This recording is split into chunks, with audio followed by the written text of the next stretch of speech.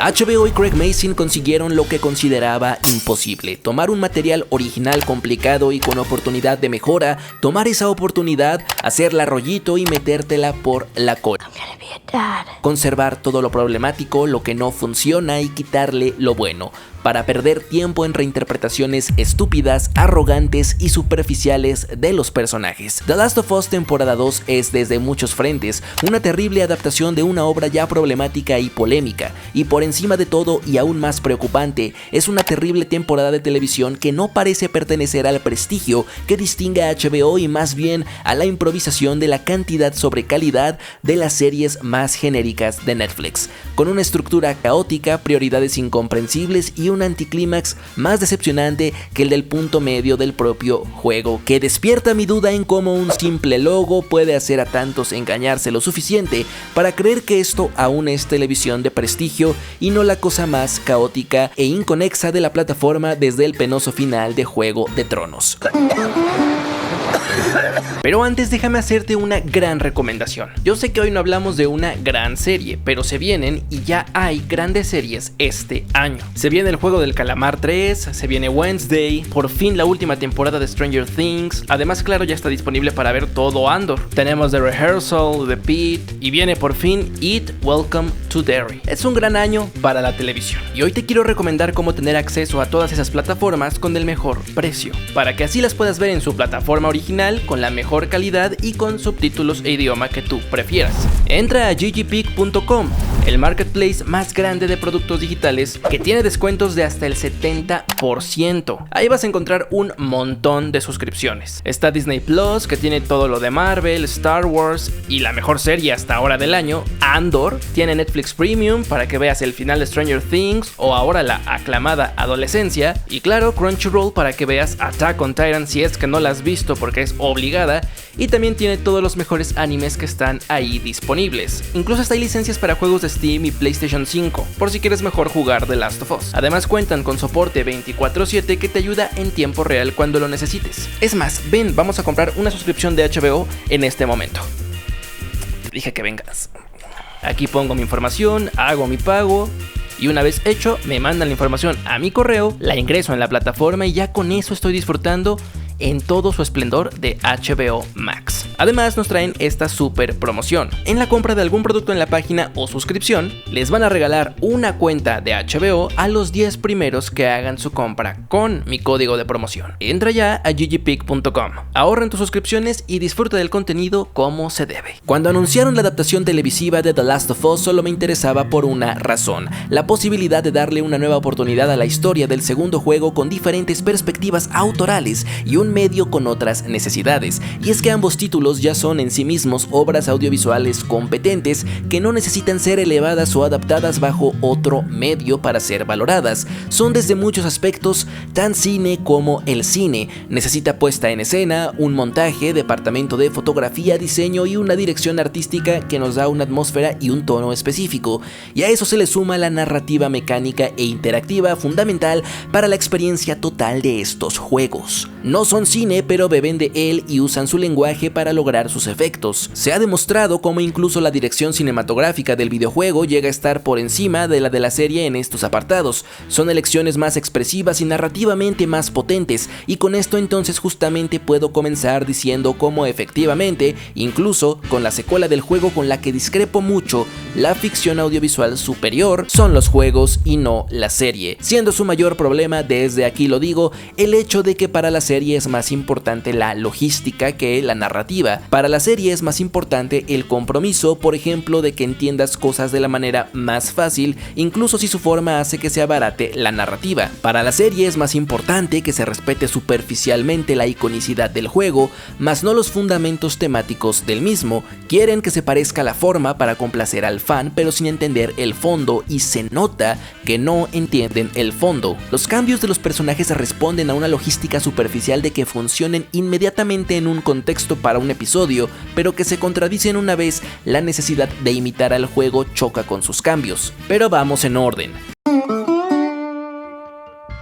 La propuesta de Jackson funciona bastante bien, le dan vida a ese nuevo microcosmos y sobre todo le dan un sentido de hogar y comunidad que se agradece, además de involucrarla mucho más en los eventos detonantes de la historia, la muerte de Joel. En general se agradece de este segmento de 3 episodios que da un mejor espacio de respiro, construcción, suspenso, lógica de eventos, inercia y hasta duelo a la muerte de Joel, donde en el material original todo eso ocurría en apresurados pasos con tal de priorizar la sorpresa. Este fue uno de los pocos momentos donde considero que las decisiones de adaptación superaron los resultados narrativos del juego. Es un mucho mejor inicio en estos 3 episodios, salvo por la ya mencionada dirección, donde la serie entra en la entera practicidad y funcionalidad de las escenas, lo que la hace fría y despersonalizada, visualmente muy inferior y cobarde a la crudeza que se requería de ese momento. Y sobre todo haciendo una decisión de perspectivas que más adelante resultará, como ya les adelanté, contradictoria. Guarden esta escena para más al rato. A pesar de todo, ya desde estos episodios no problemáticos, la serie presentaba detalles que a futuro presagian su mala escritura y la mentalidad que tiene la serie respecto al espectador, es decir, la poca confianza que nos tiene como audiencia. Ya podemos notar varias conversaciones vitales donde los diálogos son excesivamente gratuitos o repetitivos con la información que dan, incluso cuando esto no es necesario porque la serie ya ha comunicado las ideas de otra manera, siendo el diálogo por ende una reiteración insegura del guión. Por ejemplo, la forma en que artificialmente tienen que interrumpir la linda interacción entre Dina y Joel para que ella nos informe textualmente de que este va al psicólogo y se aseguren de que toda la audiencia lo entienda, a pesar de que no sirve de nada que ella sepa ese contexto de Joel, ya que jamás lo volverá a tocar ni siquiera con Ellie. Por eso que ella lo diga en voz alta tiene el mero propósito logístico de ser una exposición barata, cuando la escena siguiente en donde lo vemos estar en el psicólogo por sí misma está escrita para que entendamos todo el contexto y la dinámica de que en efecto va al psicólogo. Transforman una narración que le exigiría al espectador ser activo y disfrutar hilar las cosas en una que le hace ser pasivo con las respuestas, incluso las más obvias, estando masticadas en el diálogo. Y esta pequeña bola de nieve crece porque esta es la forma en que el guión nos va a subrayar todo momento importante de la temporada, con diálogos textuales que resuman los giros y pensamientos de los personajes, como la introducción de Abby donde tienen que subrayar que está enojada, que están hablando de Joel y que lo van a matar lento para que el fan le haga... O de nuevo Abby haciendo un discurso de villano de Los Increíbles cuando está a punto de matar a Joel, porque temen que no entendamos sus acciones a pesar de que todo el sentido de esta historia son los puntos de vista y resignificar a los personajes mediante ellos, y que la riqueza de su punto de vista es justamente entender las acciones que aquí ya nos vomitó. ¿Recuerdan que les dije que guardaran esta escena? Bueno, la forma en que escriben a Abby en estos primeros episodios es una que nos parecía indicar una narrativa menos sesgada, menos dividida en bloques, que sí nos permitiría entender al personaje mejor desde antes de que partieran las tramas, o incluso parecía prometer que alternarían las tramas al mismo tiempo y no en 2 bloques independientes. Esto porque nos permiten saber sus motivos desde ahora, la venganza por su padre, y porque se matiza a los personajes de Seattle, los vemos culpables de lo que están haciendo en lugar de verlos como los enemigos inhumanos que Ellie ve y que en el juego así también los vemos junto a ella. Pero como esta es una adaptación sin compromiso a sus cambios, eventualmente deben ceñirse a la estructura del juego y no volvemos a ver a estos personajes nunca más así.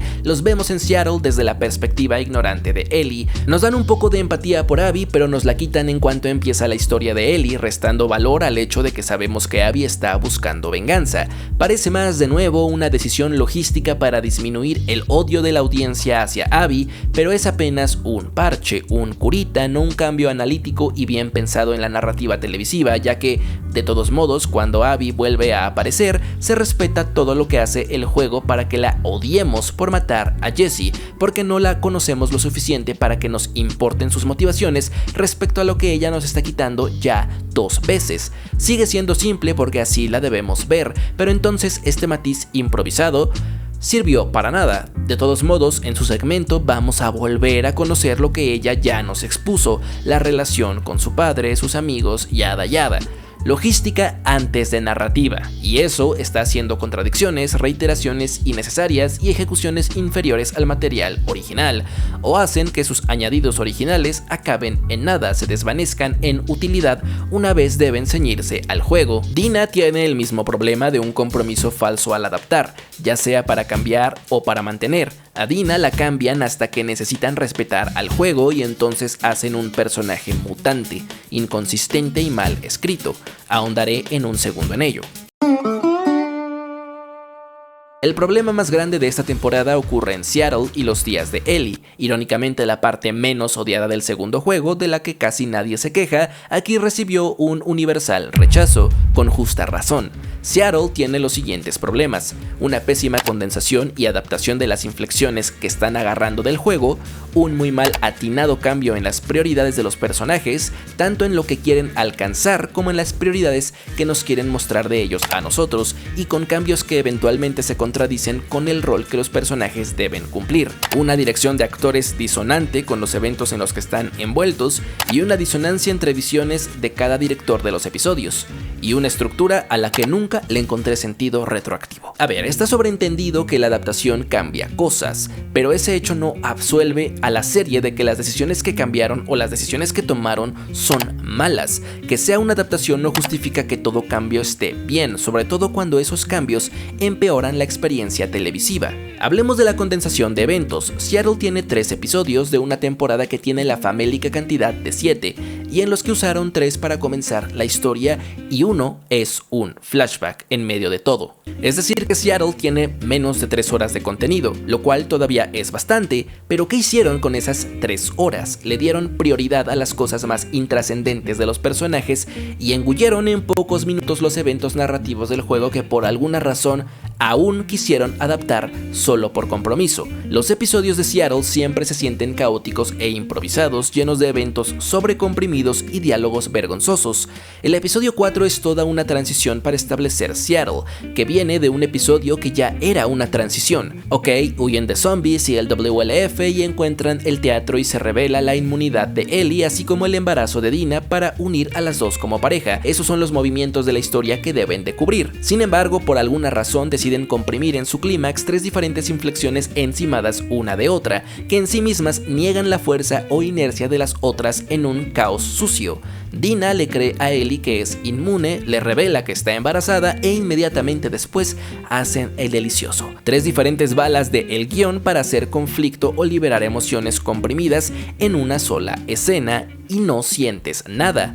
No sientes la tensión de la desconfianza de Dina esfumada en un segundo, no sientes el impacto de la revelación de Dina y no sientes el impacto de que por fin acepten su amor, porque las 3 cosas pasan con segundos de diferencia. Y aquí también ya entran cambios que de nuevo no entiendo ni sirven de nada. ¿Por qué quitarle al embarazo de Dina el elemento de conflicto? Nunca es un conflicto directo ni un dilema. Para Dina no es un problema salir a cazar a sus enemigos embarazada, y para Ellie no es un problema saber que está embarazada. Es una información que nunca produce choque ni cambia o altera a los personajes. Incluso cuando llega Jessie, Dina decide regresar porque Ellie no le dijo la verdad, que en un momento comentamos esta pendejada, pero jamás el embarazo es un elemento importante. Está ahí porque ella está embarazada en el juego y en el futuro habrá un bebé importante, para varios motivos, que de nuevo voy a las prioridades de los episodios que solo tienen 3 horas para cubrir este arco de Seattle.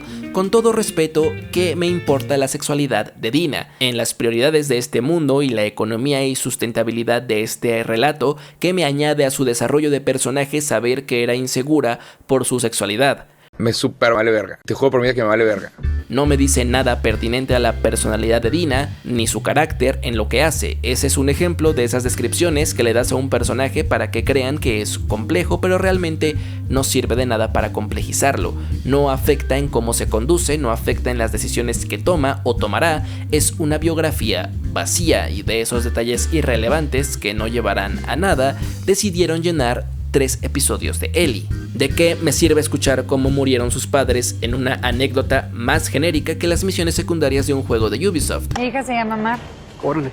Excelente. Si ese desarrollo de personaje no va a servir de nada e incluso va a generar un error de guión porque Dina se contradice involuntariamente después. Ahí revela su sesgo humano imperfecto, diciendo que haría lo que fuera con tal de hacer pagar a quien lastima a los tuyos, como probablemente haríamos todos. No nos importa por qué los demás hacen lo que hacen, solo importa lo que nos costó a nosotros, como dijo alguna vez Cersei Lannister, especialmente cuando lo que hacen es matarlos frente a ti con sadismo. Would it make a difference if my family had hurt his people first? No. And if I hadn't killed him? If he had gotten away? I promise you, I would have hunted him down forever. Órale, excelente. Sin embargo, en cuanto se entera que Joel mató gente en Salt Lake City y por eso lo mataron, decide que ya mejor cada quien su golpe, ya nos regresamos a casa. Pero es que Dina ya sabía que Joel había hecho algo, que pensaba que lo habían matado porque estaban de malas y aún así, sabiendo lo poco que supo, decidió que tenía que vengar a Joel. Dina está terriblemente escrita porque la quieren cambiar respecto a la original, pero al mismo tiempo tienen que respetar su rol en el juego, que es ser finalmente parte de la voz de la razón para Ellie. El episodio 5 es igual de estúpido, tienen todo el día comprimido en 40 minutos y ninguna secuencia de las que adaptan se siente completa. No tienen tensión, no hacen una anécdota por sí mismas, no hay un sentido de conflicto duradero, son flashes enganchados uno tras otro como un sueño. De infectados se topan con serafitas y se voltea a Ellie y ya está en el hospital y camina tantito y se teletransporta justo al cuarto donde está Nora, todo en extremo condensado. Sin decir spoilers, ¿recuerdan cómo Andor usó todo un episodio para contar una sola anécdota sobre la infiltración a cierto hospital? Y usó 30 minutos para construir el suspenso, el realismo, las apuestas, los riesgos, etcétera, etcétera. Bueno, la narrativa de The Last of Us es que Ellie se teletransporta a su objetivo en una base fuertemente armada. Ni en el juego, que es un juego, está así escrito. ¿Y me quieres vender que esto es el prestigio de HBO? En Game of Thrones 8 tal vez. Aquí por tiempo la decisión pertinente era adaptar una o dos anécdotas del juego, no todas, solo por respetar contenido, especialmente si le vas a inventar en medio, porque evidentemente tienes que inventar en medio. Que lo que ocurra en esa secuencia nos hable de los personajes y quiénes son y en quiénes se van a convertir, que nos muestre la irracionalidad de Ellie para cumplir su venganza en lugar de que los personajes hablen caminando por 11ª vez. Y lo haces bien, haces una cosa pero bien narrada y con múltiples objetivos, no todas comprimidas y con coincidencias resolviendo el conflicto porque no tienes tiempo. Y luego en el capítulo 7, o sea día 3, pasa algo muy chistoso parecido a este guión culero, en donde Ellie, casi llegando con Owen y Mel, en esta escena donde sopesamos su decisión y lo que podría implicar, se cae de un bote en un extremo de la bahía debido a una super tormenta y es arrastrada por las olas de 10 metros en medio de un maelstrom por toda la costera Miguel Alemán y acaba en una isla al otro lado, a varios kilómetros visibles de distancia. Pero su lancha acaba al lado de ella y la capturan porque por alguna razón no se puede parar, aunque después va a caminar perfectamente, y están a punto de matarla, pero suenan las alarmas y en lugar de que esta facción estipulada como ultraviolenta le corte el cuello rápido, deciden por alguna razón dejarla sola, viva, en la isla que es el hogar de los serafitas. Y después de esta escena, donde no pasó ni madres, regresa al acuario. Es un paréntesis ridículo, insultantemente logístico, hecho solamente para darnos un poquito de exposición de la guerra que veremos la siguiente temporada, pero está forzadísimo, está metido como embudo de veneno en una garganta que está siendo torturada. Es un teaser en medio del episodio que no pertenece al flujo de ese episodio. Estoy casi seguro que eso no estaba en un guión, eso lo improvisaron ya en producción y lo montaron al final, como casi todos los problemas de esta temporada, a la que no le puedo adjudicar solo incompetencia artística, tuvo que experimentar severos y varios problemas de producción para terminar haciendo estas cosas, y sabemos ciertamente dos cosas de ello. Uno, que hubieron reshoots para cambiar a los personajes, como Ellie no matando activamente a Owen y Mel, y la segunda cosa es que no tienen ni puta idea de a dónde quieren ir y cómo, porque Craig Mazin todavía no sabe si va a necesitar 3 o 4 temporadas y que escribieron esta y la rodaron sin haber terminado el guión de la siguiente. Normalmente con eso no habría problema, es tele, así funciona, pero carajo, no estás escribiendo The Voice y a ver qué nos inventamos la siguiente temporada si es que no nos cancelan. Estás adaptando una historia ya escrita en 2 puntos de vista del mismo evento, de 2 partes que se deben de complementar e interconectar, y escribiste la primera sin saber con certeza sobre la segunda. Tuviste la arrogancia de querer adaptar tal cual un juego complicadísimo sin cambiarle nada fundamental, con su estructura partida. Tuviste la arrogancia de, además de hacer eso, cambiarle cosas a lo imbécil que solo te provocaron huecos en personajes y la narrativa, y que de todos modos son cambios que no vas a respetar, y tienes la arrogancia de hacer todo eso sin tener un plan y un análisis perfecto de las 2 partes en conjunto y cómo lo vas a traducir a tele. Ya era un juego con problemas y en lugar de analizarlo al detalle, su estructura, sus personajes y lo que funcionaba y no, están improvisando como van avanzando. No quiero decir que Craig Mazin es completamente incompetente porque hizo relativamente bien la primera temporada e hizo Chernobyl, pero de verdad no tengo nada bueno que decir de su trabajo en la segunda, nada. Ojalá Druckmann, y estoy hablando de Druckmann, tenga mucho más peso creativo en las siguientes temporadas porque Mazin es negligente. Está enfermito, no se la pasa. Mínimo Druckmann conoce los temas y a sus personajes, cosa que Mazin y todos los directores que realizaron Seattle demostraron no saber, porque cómo hace de Ellie una versión tan diferente de su personaje a la primera temporada. Ya ni siquiera hablemos de la del juego, hablemos de la primera temporada comparada a esta. ¿Cómo la escribes como una estúpida? ¿Cómo le cambias todo para hacer su moral menos dudosa? Más digna de la estupidez y la ingenuidad que del odio eficiente. ¿Y cómo la haces así y activamente a su antagonista competente? ¿Cómo osas suavizar los temas y las escenas fuertes de una historia sobre ciclos de venganza, sobre una tragedia de odio, en una cadena tan permisiva como HBO? O tal vez Warner sí metió su dedo y no lo sabemos.